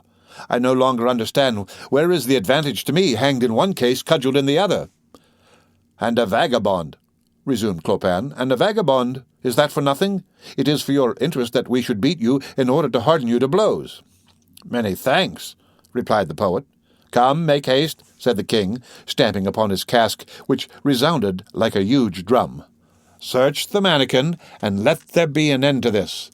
I warn you for the last time that if I hear a single bell, you will take the place of the mannequin." The band of thieves applauded Clopin's words, and arranged themselves in a circle around the gibbet, with a laugh so pitiless that Gringoire perceived that he amused them too much not to have everything to fear from them. No hope was left for him, accordingly, unless it were the slight chance of succeeding in the formidable operation which was imposed upon him. He decided to risk it, but it was not without first having addressed a fervent prayer to the mannequin he was about to plunder, and who would have been easier to move to pity than the vagabonds. These myriad bells with their little copper tongues seemed to him like the mouth of so many asps, open and ready to sting and to hiss. "Oh," he said in a very low voice, "is it possible that my life depends on the slightest vibration of the least of these bells? Oh," he added with clasped hands, "bells, do not ring. Hand-bells, do not clang. Mule bells, do not quiver." He made one more attempt upon Truffaut. "And if there should come a gust of wind—" "You will be hanged," replied the other without hesitation. Perceiving that no respite, nor reprieve, nor subterfuge was possible, he bravely decided upon his course of action. He wound his right foot round his left leg, raised himself on his left foot, and stretched out his arm. But at the moment when his hand touched the mannequin, his body, which was now supported upon one leg only, wavered on the stool which had but three. He made an involuntary effort to support himself by the mannequin, lost his balance, and fell heavily to the ground, deafened by the fatal vibration of the 1,000 bells of the mannequin, which, yielding to the impulse imparted by his hand, described first a rotary motion, and then swayed majestically between the toe posts. "Malediction!" he cried as he fell, and remained as though dead with his face to the earth. Meanwhile, he heard the dreadful peal above his head, the diabolical laughter of the vagabonds, and the voice of Trulfou saying, "Pick up that young knave, and hang him without ceremony." He rose. They had already detached the mannequin to make room for him. The thieves made him mount the stool. Clopin came to him, passed the rope about his neck, and tapping him on the shoulder, "Adieu, my friend. You can't escape now, even if you digested with the Pope's guts." The word mercy died away upon Gringoire's lips. He cast his eyes about him, but there was no hope. All were laughing. "Belvigne de l'Étoile," said the King of Tunes to an enormous vagabond who stepped out from the ranks. "Climb upon the crossbeam." Belvigne de l'Étoile nimbly mounted the transverse beam, and in another minute Gringoire, on raising his eyes, beheld him with terror seated upon the beam above his head. "Now," resumed Clopin Trulfou, "as soon as I clap my hands, you, Andre the Red, will fling the stool to the ground with a blow of your knee. You, Francois Champrenay, will cling to the feet of the rascal, and you, Belvigne, will fling yourself on his shoulders, and all three at once. Do you hear?" Gringoire shuddered. "Are you ready?" said Clopin Trulfou to the three thieves, who held themselves in readiness to fall upon Gringoire. A moment of horrible suspense ensued for the poor victim, during which Clopin tranquilly thrust into the fire with the tip of his foot some bits of vine shoots which the flame had not caught. "Are you ready?" he repeated, and opened his hands to clap. 1 second more, and all would have been over. But he paused, as though struck by a sudden thought. "One moment," said he. "I forgot. It is our custom not to hang a man without inquiring whether there is any woman who wants him. Comrade, this is your last resource. You must wed either a female vagabond or the noose." The law of the vagabonds, singular as it may strike the reader, remains today written out at length in ancient English legislation. You may see this in Burrington's Observations. Gringoire breathed again. This was the second time that he had returned to life within an hour, so he did not dare to trust to it too implicitly. "Hola!" cried Clopin, mounted once more upon his hask. "Hola, females, women, is there among you from the sorceress who wants this rascal? Hola, Colette Lacharon, Elizabeth Trouvin, Simone Joydeon, Marie Pelbourg, Tan et Lelong, Barard de Fanul, Michel Guénal, Claude Ronjolet, Mathieu Ringerot, hola! Isabelle Latier, come and see, a man for nothing, who wants him?" Gringoire, no doubt, was not very appetizing in this miserable condition. The female vagabonds did not seem to be much affected by the proposition. The unhappy wretch heard them answer, "Now, hang him, there'll be the more fun for us all." Nevertheless, three emerged from the throng and came to smell of him. The first was a big wench with a square face. She examined the philosopher's deplorable doublet attentively. His garment was worn and more full of holes than a stove for roasting chestnuts. The girl made a wry face. "Old rag," she muttered, and, addressing Gringoire, "Let's see your cloak." "I have lost it," replied Gringoire. "Your hat?" "They took it away from me." "Your shoes?" "They have hardly any soles left." "Your purse?" "Alas," stammered Gringoire, "I have not even a sou." "Let them hang you, then, and say thank you," retorted the vagabond wench, turning her back on him. The second, old, black, wrinkled, hideous, with an ugliness conspicuous even in the Corps des Miracles, trotted round Gringoire.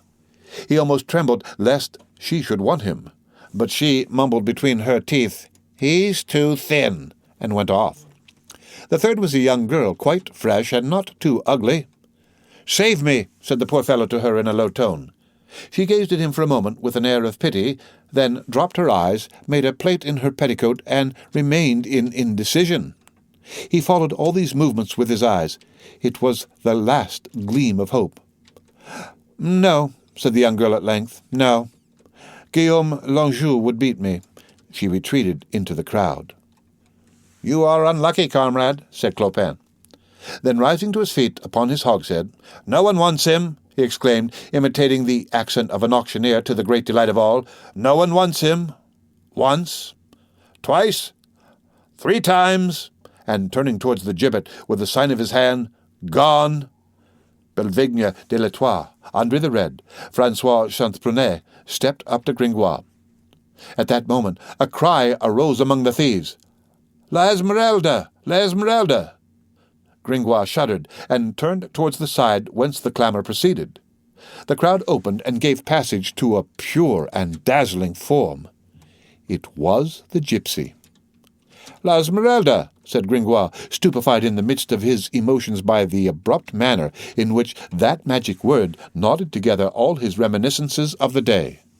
This rare creature seemed, even in the Cour des Miracles, to exercise her sway of charm and beauty. The vagabonds, male and female, ranged themselves gently along her path, and their brutal faces beamed beneath her glance. She approached the victim with her light step. Her pretty Djali followed her. Gringoire was more dead than alive. She examined him for a moment in silence. "You are going to hang this man?" she said gravely to Cloven. "Yes, sister," replied the King of Thunes, "unless you will take him for your husband." She made her pretty little pout with her under lip. "I'll take him," said she. Gringoire firmly believed that he had been in a dream ever since morning, and that this was the continuation of it. The change was, in fact, violent, though a gratifying one. They undid the noose, and made the poet step down from the stool. His emotion was so lively that he was obliged to sit down. The Duke of Egypt brought an earthenware crock without uttering a word. The gypsy offered it to Gringoire. "Fling it on the ground," said she. The crock broke into 4 pieces. "Brother," then said the Duke of Egypt, laying his hands upon their foreheads, "she is your wife. Sister, he is your husband for 4 years. Go." The end of Book the Second, Chapter 6 of The Hunchback of Notre Dame. Read by Rick Kishner for Lit to Go on the web at fcit.usf.edu.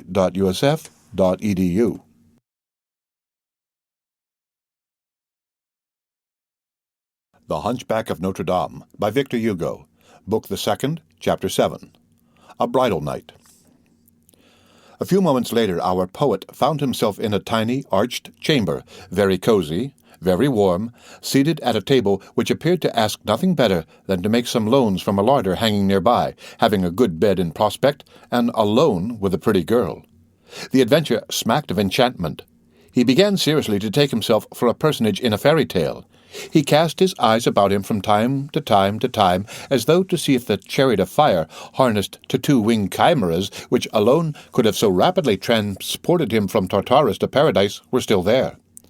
At times, also, he fixed his eyes obstinately upon the holes in his doublet, in order to cling to reality, and not lose the ground from under his feet completely.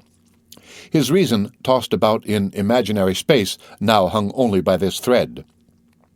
The young girl did not appear to pay any attention to him. She went and came, displaced a stool, talked to her goat, and indulged in a pout now and then.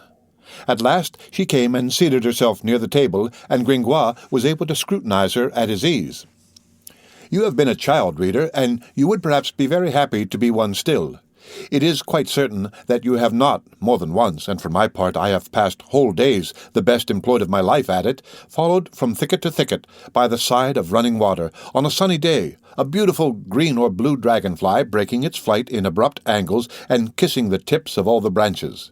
You recollect with what amorous curiosity your thought and your gaze were riveted upon this little whirlwind, hissing and humming with wings of purple and azure, in the midst of which floated an imperceptible body, veiled by the very rapidity of its movement. The aerial being which was dimly outlined amid this quivering of wings appeared to you chimerical, imaginary, impossible to touch, impossible to see. But when at length the dragonfly alighted on the tip of a reed, and holding your breath the while, you were able to examine the long gauze wings, the long enamel robe, the 2 globes of crystal, what astonishment you felt, and what fear lest you should again behold the form disappear into a shade, and the creature into a chimera. Recall these impressions, and you will readily appreciate what Gringoire felt on contemplating beneath her visible and palpable form that Esmeralda of whom up to that time he had only caught a glimpse amidst a whirlwind of dance, song, and tumult. Sinking deeper and deeper into his reverie, "So this," he said to himself, following her vaguely with his eyes, "is La Esmeralda, a celestial creature, a street dancer so much and so little. 'Twas she who dealt the death-blow to my mystery this morning.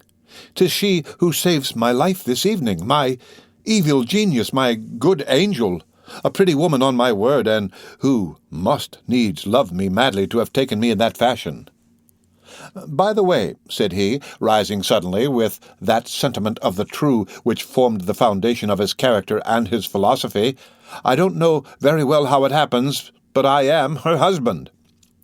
With this idea in his head and in his eyes, he stepped up to the young girl in a manner so military and so gallant that she drew back. "What do you want of me?" said she. "Can you ask me, adorable Esmeralda?" replied Gringoire, with so passionate an accent that he was himself astonished at it on hearing himself speak. The gypsy opened her great eyes. "I don't know what you mean." "What?" resumed Gringoire, growing warmer, and supposing that, after all, he had to deal merely with a virtue of the Corps des Miracles. "Am I not thine sweet friend? Art thou not mine?" And quite ingeniously he clasped her waist. The gypsy's corsage slipped through his hands like the skin of an eel.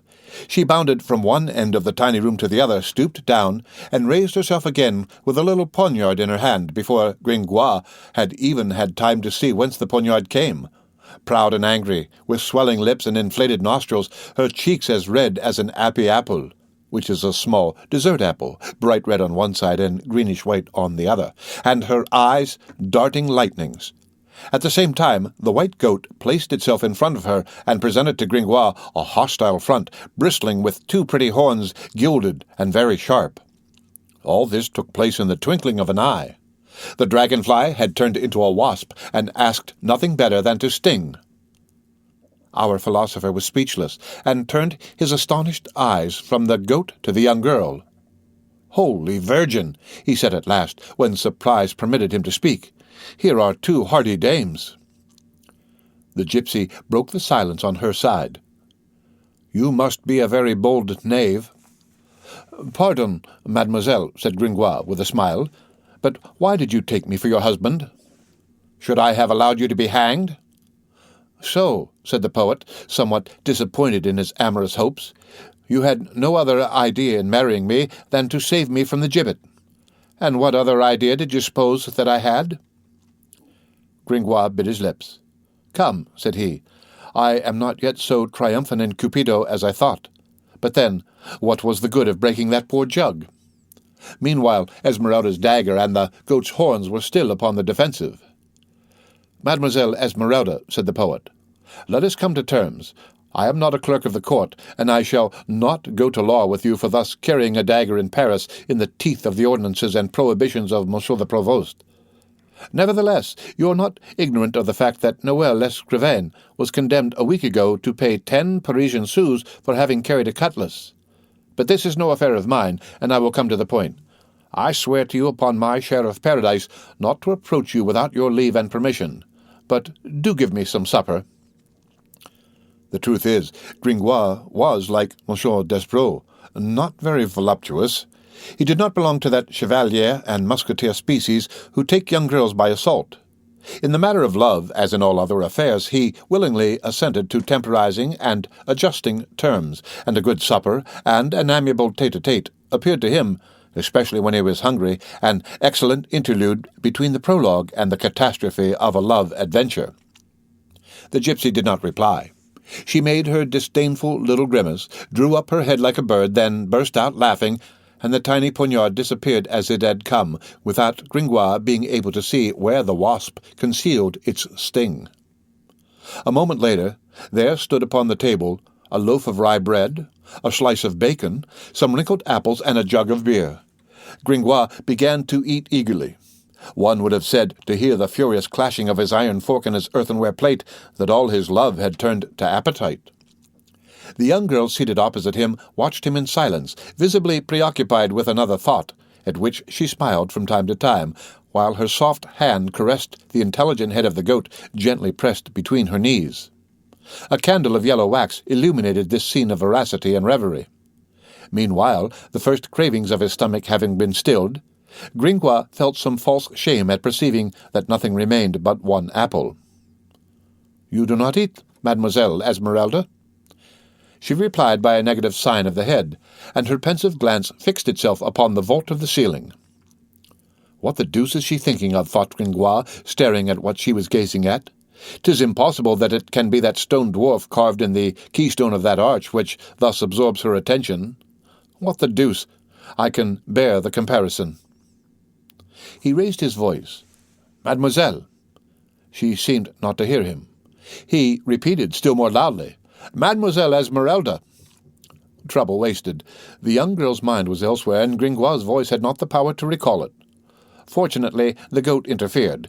She began to pull her mistress gently by the sleeve.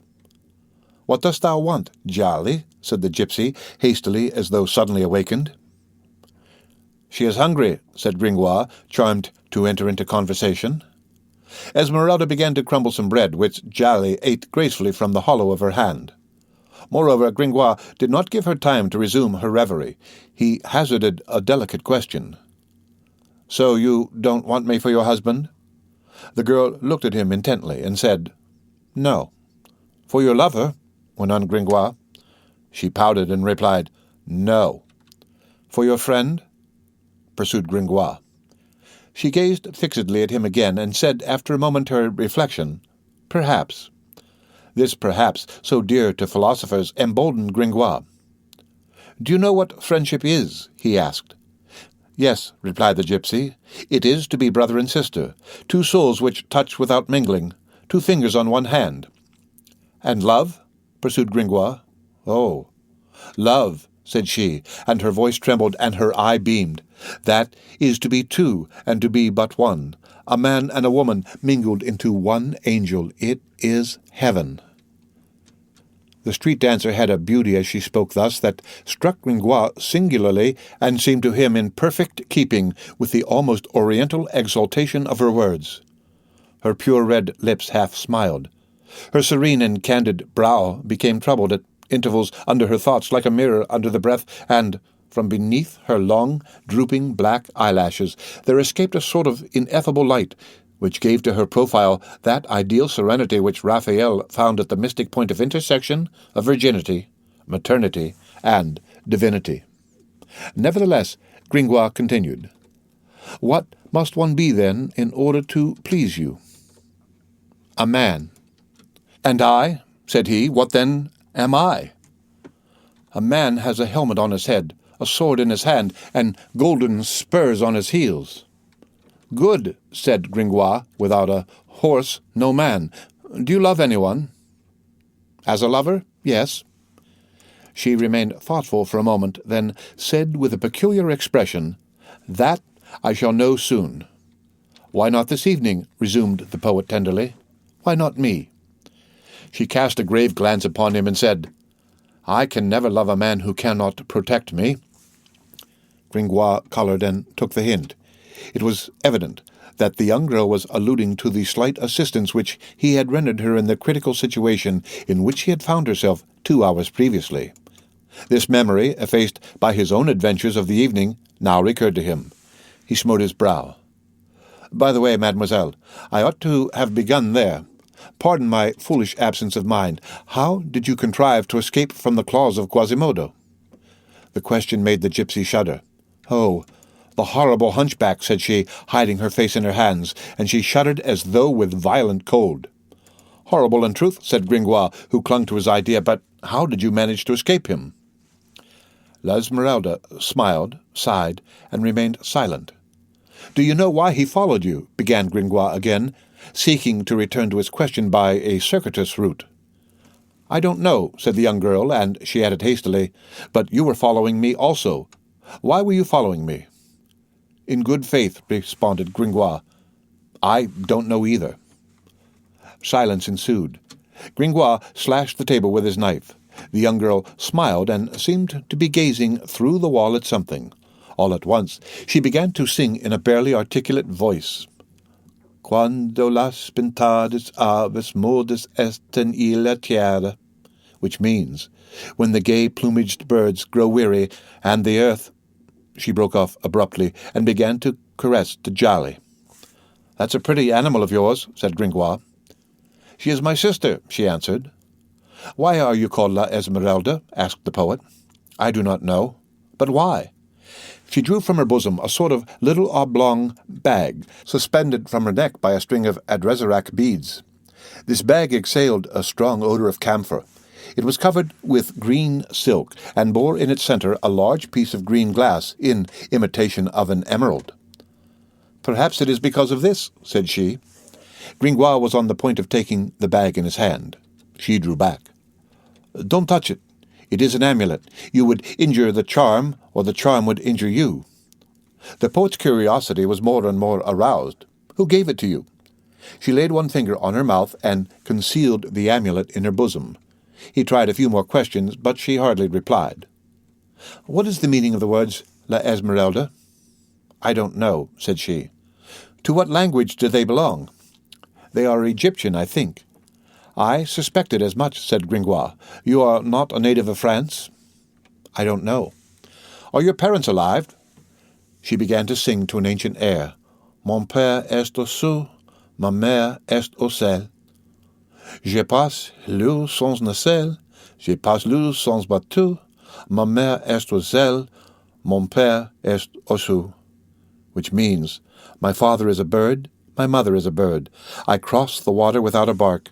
I cross the water without a boat. My mother is a bird, my father is a bird." "Good," said Gringoire. "At what age did you come to France?" "When I was very young." "And when to Paris?" "Last year. At the moment when we were entering the Papal Gate, I saw a reed warbler flit through the air. That was at the end of August. I said, 'It will be a hard winter.'" "So it was," said Gringoire, delighted at this beginning of a conversation. "I passed it in blowing my fingers. So you have the gift of prophecy?" She retired into her laconics again. "Is that man whom you call the Duke of Egypt the chief of your tribe?" "Yes." "But it was he who married us," remarked the poet timidly. She made her customary pretty grimace. "I don't even know your name." "My name? If you want it, here it is, Pierre Gringoire." "I know a prettier one," said she. "Naughty girl," retorted the poet. "Never mind. You shall not provoke me. Wait. Perhaps you will love me more when you know me better, and then you have told me your story with so much confidence that I owe you a little of mine. You must know, then, that my name is Pierre Gringoire, and that I am a son of the farmer of the notary's office of Jeunesse. My father was hung by the Burgundians, and my mother disemboweled by the Picards at the siege of Paris 20 years ago. At 6 years of age, therefore, I was an orphan without a sole to my foot except the pavements of Paris. I do not know how I passed the interval from 6 to 16. A fruit dealer gave me a plum here, a baker flung me a crust there. In the evening I got myself taken up by the watch, who threw me into prison, and there I found a bundle of straw. All this did not prevent my growing up and growing thin, as you see. In the winter I warmed myself in the sun under the porch of the Hôtel de Seine, and I thought it very ridiculous that the fire on St. John's Day was reserved for the dog days. At 16 I wished to choose a calling. I tried all in succession. I became a soldier, but I was not brave enough. I became a monk, but I was not sufficiently devout. And then I'm a bad hand at drinking. In despair, I became an apprentice of the woodcutters, but I was not strong enough. I had more of an inclination to become a schoolmaster. 'Tis true that I did not know how to read, but that's no reason. I perceived at the end of a certain time that I lacked something in every direction, and seeing that I was good for nothing of my own free will, I became a poet and rhymester. That is a trade which one can always adopt when one is a vagabond, and it's better than stealing, as some young brigands of my acquaintance advised me to do. One day I met by luck Dom Claude Frollo, the Reverend Archdeacon of Notre Dame. He took an interest in me, and it is to him that I am a veritable man of letters, who knows Latin from the De Officiis of Cicero to the mortuology of the Celestine Fathers, and a barbarian neither in scholastics nor in politics, nor in rhythmics, that sophism of sophisms. I am the author of the mystery play which was presented today with great triumph and a great concourse of populace in the grand hall of the Palais de Justice. I have also made a book which will contain 600 pages on the wonderful comet of 1465, which sent one man mad. I have enjoyed still other successes. Being somewhat of an artillery carpenter, I lent a hand to Gringoire's great bombard, which burst, as you know, on the day when it was tested on the Point de Charenton, and killed 24 curious spectators. You see that I am not a bad match in marriage. I know a great many sorts of very engaging tricks, which I will teach your goat. For example, to mimic the Bishop of Paris, that cursed Pharisee whose middle wheels splash passes by the whole length of the Pont aux Meuniers. And then my mystery will bring me a great deal of coined money, if they will only pay me. And finally, I am at your orders.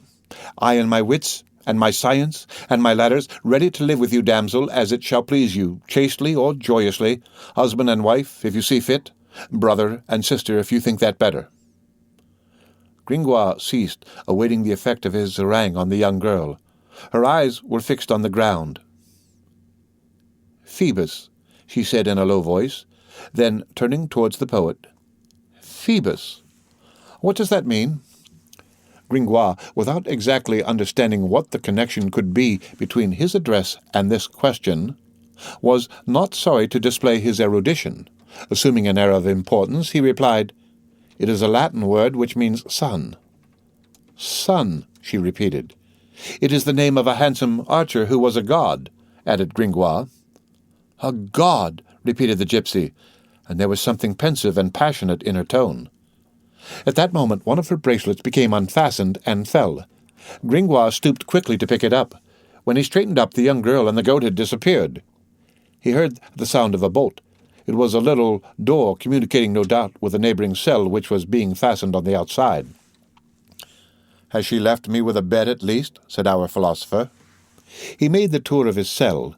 There was no piece of furniture adapted to sleeping purposes, except a tolerably long wooden coffer, and its cover was carved to boot, which afforded Gringoire, when he stretched himself out upon it, a sensation somewhat similar to that which Macromegas would feel if he were to lie down on the Alps. "Come," said he, adjusting himself as well as possible. "I must resign myself. But here's a strange nuptial night. 'Tis a pity. There was something innocent and antediluvian about that broken crock, which quite pleased me." The end of Book the Second, Chapter 7, of The Hunchback of Notre Dame, read by Rick Kistner for Lit2Go on the web at fcit.usf.edu.